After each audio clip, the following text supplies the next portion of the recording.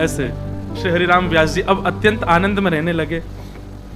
एक दिन की लीला, कोई वैष्णव आया और दर्शन करने जुगल किशोर जी के, और वाने से जुगल किशोर जी को वंशी भेंट करी। महाराज जी एक बहुत सुंदर भाव, या से ये लोग, कई लोग आमे वंशी लेके ठाकुर जी के लिए, और हमारे लाल जी छोटे हैं, कोई को पता नहीं रहे, टीवी में देखे तो बड़े दिख रहे, तो बड़ी बड़ी वंशी ले आए, कोई छोटी ले आवे, कोई बड़ी ले आवे, कोई मोटी ले आवे, कोई पतरी। अब सबकी वंशी ठाकुर जी धारण नहीं कर पाते, लाल जी को जितना अवकाश है उतनी वंशी ले में। लेकिन हरिराम व्यास जी की एक कथा से एक बात सिद्ध दे रही है, कैसी भी वंशी आवे लाल जी के पास पधराओ जरूर। क्यों? तो एक वैष्णव ने श्री जुगल किशोर जी को वंशी पधराई, सन्मुख भेंट में दी। हरिराम व्यास जी ने पर्दा करके और वो वंशी उठा करके जुगल किशोर जी की भुजा में धारण कर, तो जुगल किशोर जी के जो हस्त कमल के बीच में अवकाश था वो छोटा था थोड़ा, और वंशी वहां में भीतर जावे नहीं। हरिराम व्यास जी बोले, नेक, इतनी सी नेक और पतरी होती वंशी तो सोई भीतर चली जाती। लेकिन उन्होंने मन में विचार, क्यों, नेक ही तो अंतर है, नेक जोर लगा के देखूं, नेक जोर लगाऊं वंशी आई जाएगी। ठाकुर जी की सेवा में बंधुओं एक बात का बहुत विशेष ध्यान रखा करो, नवाते समय, अभिषेक करते समय, श्रृंगार करते समय, महाराज जी पुष्टि मार्ग में तो ऐसा भाव भी है कि अंगूठा को प्रयोग मत करो ठाकुर जी को। ये अंगूठा अगर हम ऐसे करके लाल जी को करें तो ठाकुर जी को श्रम होता है। उठावे बैठावे के काजे भले ही ऐसे हाथ कर लो, लेकिन ठाकुर जी की सेवा उंगलीनते ही करो, क्योंकि बल लगता है अंगूठे में, ठाकुर जी को श्रम हो जाएगा। इसलिए भाग करें तो भाई आपकी इच्छा, आपके लाल जी को स्वरूप कैसे वाक्य अनुसार, लेकिन ठाकुर जी के श्री अंग पर ज्यादा जोर नहीं लगना चाहिए। कई लोग ठाकुर जी को मुकुट उकुट नहीं आता तो ऊपर से यूं दबा में, ठाकुर जी कहते लग गई, बेचारे कहा करे। लेकिन हरिराम व्यास जी की एक लीला सुनो। आहा, हरिराम व्यास जी ने जोर लगाया कि बंसी भीतर जाए। जैसे ही महाराज जी जोर लगाया, श्री जुगल किशोर जी के यहां से रक्त निकलने लगा।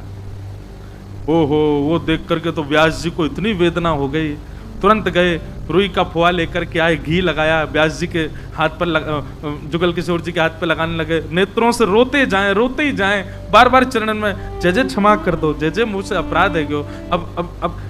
अब देखो, व्यास जी से सीखो। जैसे ही बोध हुआ चित्त में कि मैंने अपराध किया है, तो प्रायश्चित्त के लिए एक स्वयं को दंड भी दिया। क्या दंड दिया?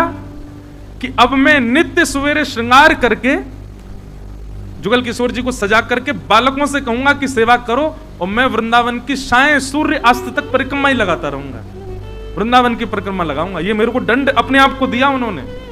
मैंने जुगल किशोर जी को श्रमित कराया।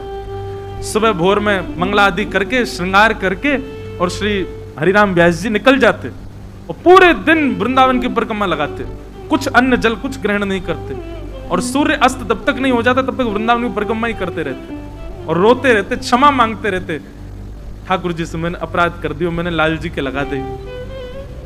एक ही दिन हुआ था दंड का पालन करते हुए, बहुत ध्यान से सुनो, केवल एक ही दिन हुआ था दंड का पालन करते हुए। अगले दिन व्यास जी ने श्रृंगार किया।